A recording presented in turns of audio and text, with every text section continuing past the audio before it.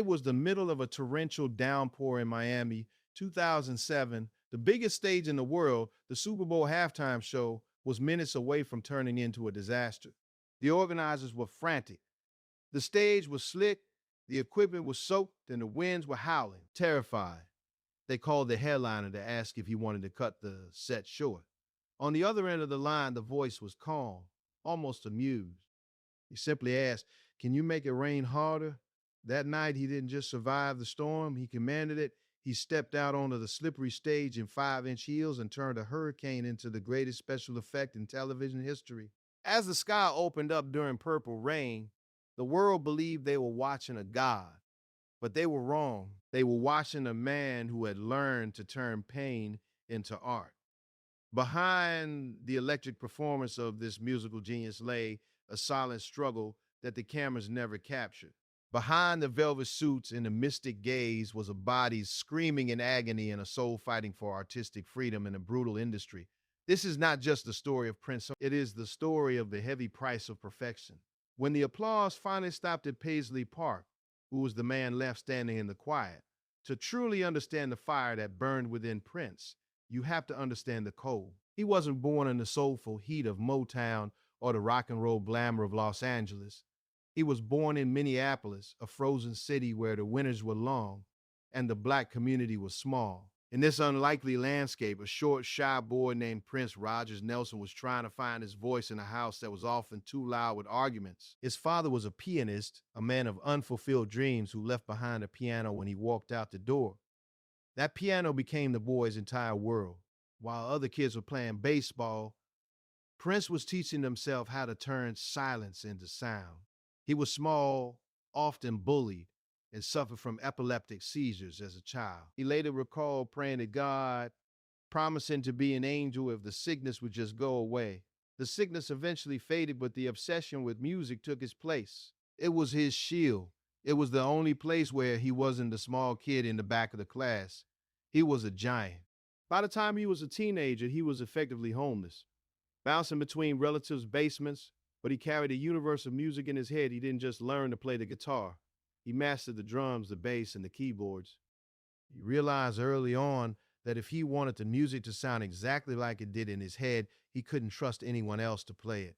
This wasn't arrogance, it was survival. When the record executives from Warner Brothers came calling, they saw Prodigy, but they also saw a kid they thought they could mold. They were wrong. At just 19 years old, Prince refused to sign unless he was allowed to produce his own debut album. It was an unheard of demand for a rookie. The executives laughed, but the teenager didn't blink. He won. The result was the album For You, and the liner notes carried a statement that would define his entire career. Produced, arranged, comps, and prose, and performed by Prince. He played all 27 instruments on the record himself. The world was introduced to a musical genius who refused to choose a lane. Was he rock and B? Was he rock? Was he funk? He was none of them. And he was all of them. He was building the foundation for a kingdom where he would rule alone, and soon the whole world would be invited to the coronation. By the mid-1980s, the boy from Minneapolis had become a global phenomenon. The release of Purple Rain, both the movie and the soundtrack, shifted the Earth's axis. Suddenly, the radio didn't sound the same. Prince was everywhere. He defied every category. He wore lace, high heels, and eyeliner, yet he exuded a raw, magnetic masculinity that captivated men and women alike. He wasn't just a pop star. He was a cultural revolution wrapped in purple velvet. It is impossible to talk about this era without mentioning the other king, Michael Jackson. The media painted them as bitter rivals, but the truth was more like a respectful chess match between two grandmasters. They pushed each other to be greater. There is a famous story that Michael wanted Prince to duet on the song Bad. Prince listened to the demo, heard the opening line, "Your butt is mine," and turned to Michael with a smirk. He simply said, "Who was singing that to whom? Because you sure aren't singing that to me." He turned down the biggest star in the world because he refused to compromise, even for a joke. That was Prince. But as his fame grew, so did the chains.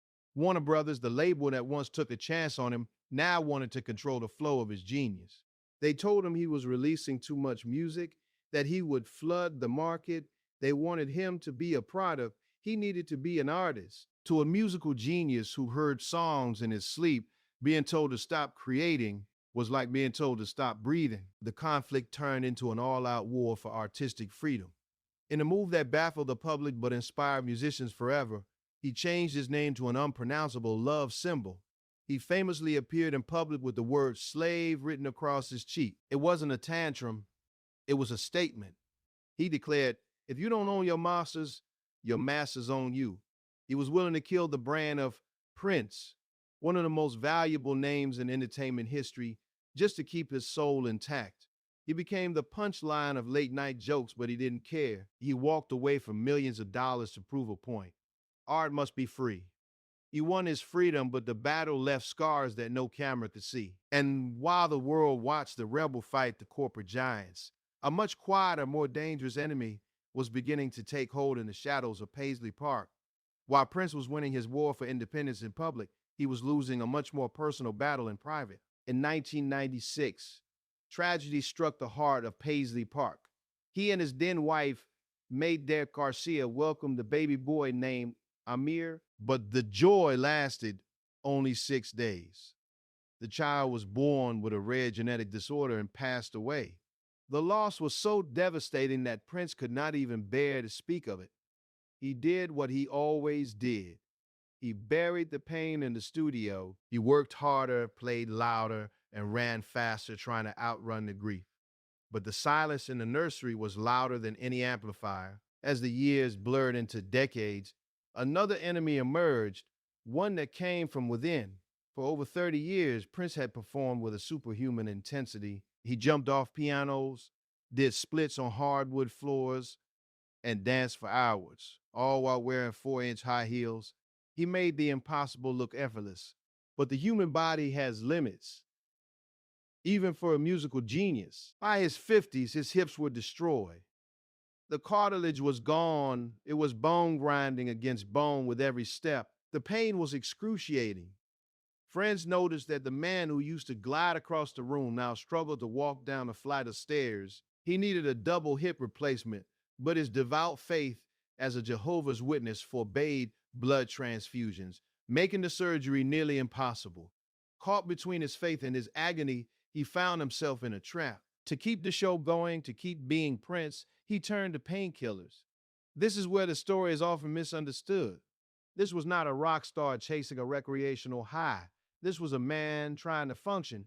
It was a silent struggle masked by a smile and a layer of makeup. He was managing a level of chronic pain that would have kept most people in bed. Yet he was still touring, still jumping, still giving everything to his fans. The pills became a necessity, then a crutch, and finally a cage. The sanctuary of Paisley Park began to feel less like a creative haven and more like a fortress of solitude. He was surrounded by employees and accolades, yet he was profoundly alone with his secret. The man who had controlled every note, every master tape, and every image was slowly losing control of the one thing he couldn't rewrite, his own biology. And as the final curtain approached, the stage was set not for a grand finale, but for a quiet, heartbreaking exit. The first crack in the facade appeared over Moline, Illinois, just 6 days before the end. His private jet made an emergency landing, a save shot to bring him back from the brink. Yet, less than 24 hours later, Prince appeared at a dance party at Paisley Park. He didn't sing. He didn't play. He just stood there, unveiling a new purple piano, and told the crowd, "Wait a few days before you waste any prayers." It was his final act of defiance, the last attempt to control the narrative. But 154 hours later, the silence at Paisley Park was absolute. On the morning of April 21st, 2016, the man who had filled stadiums with millions of fans was found alone in an elevator in his own home. There was no entourage, no band, no applause, just the quiet, tragic end of a silent struggle. The news hit America like a physical blow. It wasn't just a headline. It felt like a shift in the atmosphere. That night, the world mourned in color. The Empire State Building, the Eiffel Tower, the Superdome, and bridges across the Mississippi River were all lit in violet. NASA tweeted a picture of a purple nebula. President Obama, speaking for a heartbroken nation, said few artists have influenced the sound and trajectory of popular music more distinctly. or touched quite so many people with their talent. It was a rare moment where politics and borders dissolved.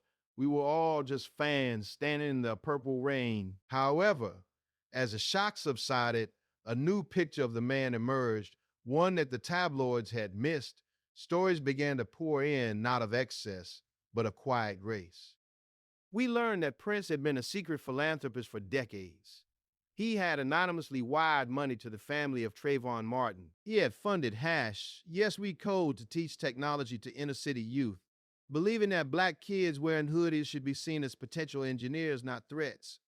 He hadn't done it for the cameras. He hadn't done it for a tax write-off. He did it because beneath the sequins and the mystery, he possessed a profound empathetic heart. The world thought they were crying for a rock star. They realized too late that they were crying for a hero who had walked among them unseen. They say you die twice. Once when the breath leaves your body, and again when your name is spoken for the last time. By that measure, Prince will live forever, deep beneath the floors of Paisley Park, behind a bank vault door that only he knew the combination to, lie thousands of songs the world has never heard. There's enough music down there to release a new album every year for the next century. Even in death, his work ethic humiliates the living. The musical genius is still conducting the orchestra from the other side, ensuring that his voice will echo long after we are all gone. But his true legacy isn't just in the unreleased tapes or the platinum records. It is in the permission he gave us to be ourselves. He taught a generation that you don't need to fit into a box to be accepted. You can be strange, you can be small, you can be vulnerable, and you can still rule the world. He fought the giants for artistic freedom so that the artists of today could own their masters and their destiny. He showed us that dignity doesn't always need applause. Sometimes it just needs the courage to stand alone. He once said, "A strong spirit transcends rules." Today, the stage is empty and the microphone stand is cold. But if you listen closely to the silence, the air still vibrates. The storm has passed, but the purple rain, it never really stops falling. This story reminds you of a moment in your life, maybe a school dance, a first heartbreak, or just a rainy drive home. Share it with us in the comments which Prince song holds a memory for you. We read every story because, in the end, memories are the only things we truly own. If you believe that true legends never die, like this video and share it to keep the music playing.